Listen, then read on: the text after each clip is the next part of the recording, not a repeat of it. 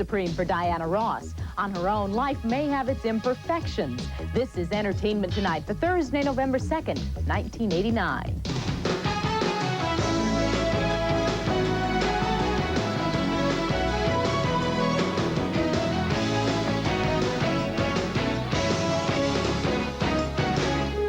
Hello, everyone. I'm John Tesh reporting today from Hollywood. Hi there, John, and hello, everybody. I'm Mary Hart, still in New York City. Diana Ross has enjoyed pop music superstardom since the 60s, a supreme career in the spotlight. But a new unauthorized biography purports to shed light on her private life, which the author says is far from perfect. Diana Ross from another perspective, our inside story for today.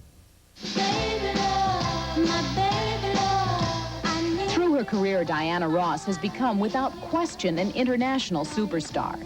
She has attracted fans worldwide, and one of them is J. Randy Taraborelli. When Taraborelli was 14 years old, he was president of the Diana Ross fan club.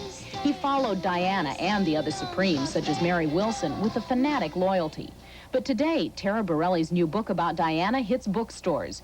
Reviews have called it scathing, for it is critical of Diana's methods in her rise to stardom, her reputed difficult nature, and what Taraborelli sees as her recent dip in popularity, which he attributes to her inaccessibility to the press. Because of the fact that she hasn't gotten a lot of press coverage in recent years, her last album was the lowest charting and poorest selling album of her entire career.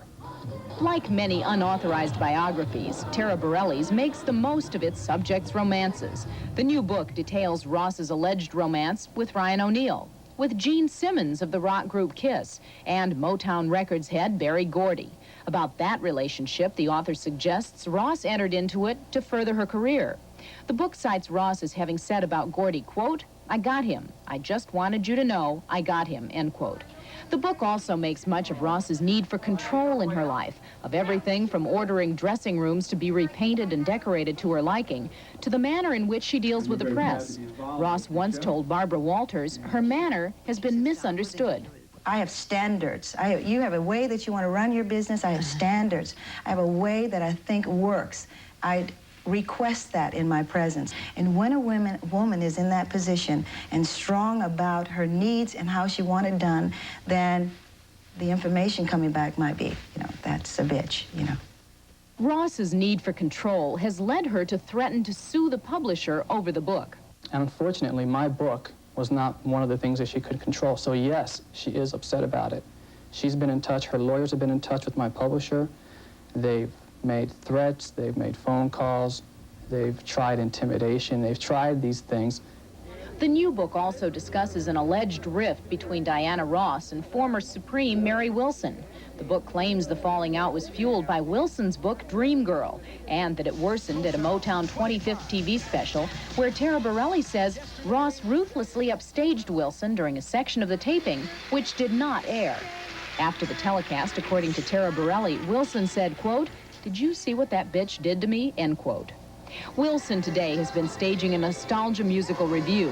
She says she's upset with the new Ross biography, not because of the nature of its contents, but because she claims it was taken from her writing.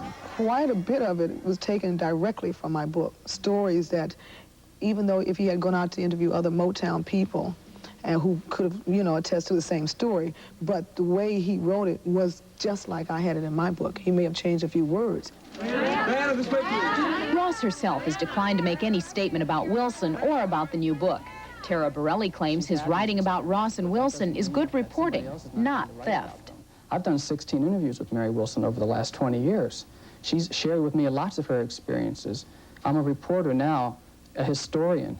I mean, it's my obligation to write about those experiences. It's not my obligation to go to Mary and say, "Listen, I hope you don't mind me writing about your experiences."